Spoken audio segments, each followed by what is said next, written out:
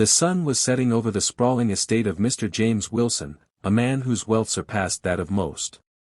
His mansion, perched on a hill, offered breathtaking views of the city below. Inside, everything gleamed with luxury: polished marble floors, chandeliers that sparkled like diamonds, and walls adorned with priceless art. The grandeur of his home mirrored his success. But beneath the surface, Mr. Wilson's heart was cold, his trust in people shattered by years of betrayal. For years, he had lived alone, surrounded by riches but devoid of meaningful connections. His only companion in the mansion was Maria, the maid he had hired a few months ago. Maria was in her early 30s, a woman of quiet dignity, with a soft smile that could light up a room. She had come from a humble background, seeking work to provide for her family. Mr. Wilson had no personal attachment to her. To him, she was simply an employee, one of many people who served him in his vast, empty home. But there was something different about Maria. She wasn't like the others. She didn't look at him with awe or admiration. She didn't fawn over his wealth, and she never seemed interested in the luxuries that surrounded her. In fact, when she cleaned his office, she would often glance at the large, heavy safe that stood against the wall.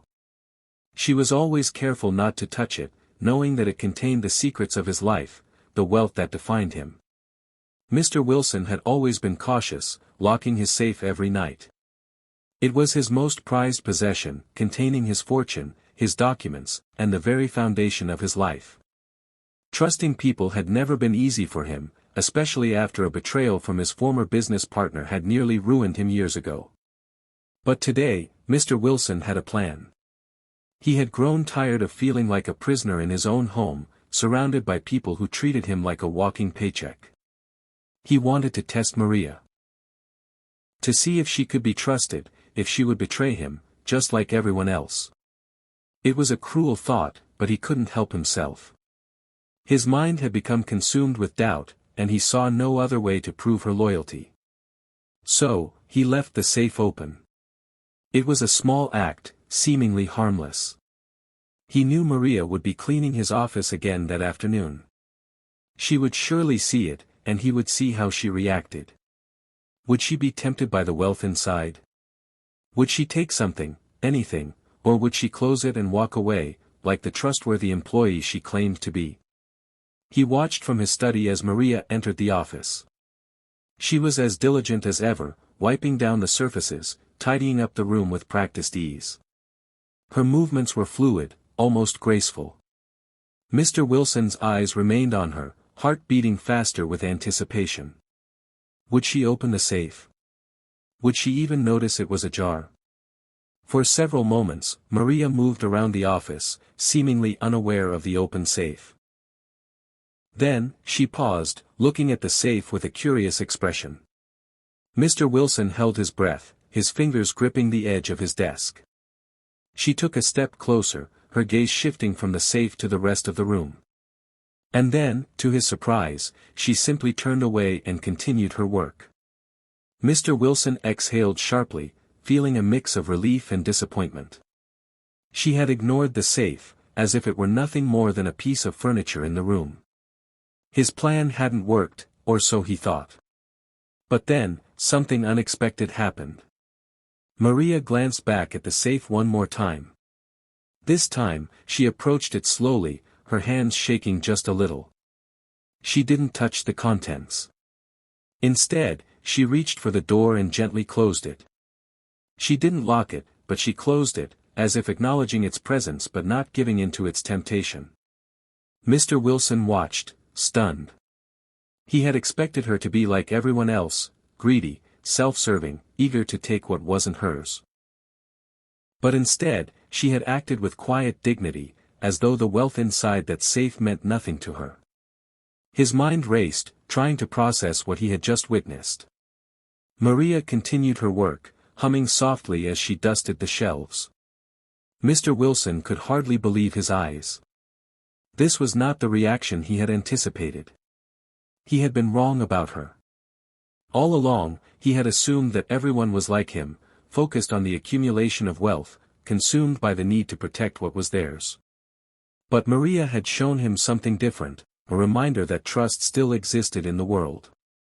But just as he was about to let his guard down, another thought crossed his mind. What if she was only pretending? What if she had seen the open safe and, in that moment, had calculated that it wasn't worth the risk to take anything? What if she was playing him, biding her time for a better opportunity? He couldn't let go of the suspicion that had taken root in his heart. So, he decided to test her one final time. Later that evening, when Maria was finished for the day, Mr. Wilson asked her to stay a little longer. He needed her to help with something in the study. She agreed, of course, without hesitation.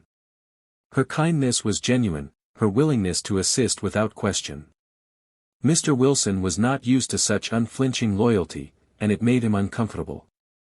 When Maria entered the study, he locked the door behind her. "I need you to help me with something," he said, his voice slightly strained. "Of course, Mr. Wilson." "What do you need?" she asked, her tone soft and respectful. He led her to the safe. "There's something I need to show you," he said, pointing to the open safe. "You see, this is where I keep everything. My money, my documents, everything that defines who I am." Maria looked at the safe, then back at him. "I understand, sir. I want you to take a look inside," he said, watching her closely. "You can take whatever you want. No one will know. But I want to see what you do." Maria stood still for a moment, her expression unreadable. She stepped forward, but instead of reaching for the contents of the safe, she looked at Mr. Wilson with an expression of quiet sadness. "I'm sorry, sir," she said, her voice trembling. "I cannot do that." For a moment, Mr. Wilson didn't understand. "Why not?" he asked, his voice tinged with frustration. "You could take everything. It's all yours." Maria looked down at the floor, her hands clasped in front of her. "I could take everything, yes. But that would not be right. It's not mine. I don't need your money to be happy, Mr. Wilson. And I don't need to steal to survive." Mr. Wilson's heart clenched. He had expected defiance, greed, or even anger. But instead, he had been met with a quiet strength that shook him to his core. "I've lived my whole life thinking that wealth is what makes people who they are," he said, his voice suddenly heavy with emotion. "But you've shown me that it's not the money that defines a person. It's the choices they make. You've chosen honesty. You've chosen integrity. And I don't know if I can say the same about myself." Tears welled in his eyes as he spoke.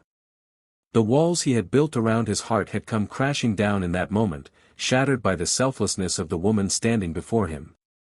Maria reached out and gently placed a hand on his arm. "It's never too late, sir," she said softly. "You can choose to be a better person. You can choose kindness, trust, and love." Mr. Wilson nodded, feeling a lump form in his throat. He had been wrong about everything. He had spent so many years living in fear, guarding his wealth like a treasure, when in reality, the true treasure was the connection between people, the trust, the honesty, the kindness. "I'm sorry," he whispered, his voice barely audible. "I'm so sorry." Maria smiled, her eyes filled with compassion. "There's nothing to apologize for, Mr. Wilson. We all make mistakes. What matters is how we choose to move forward."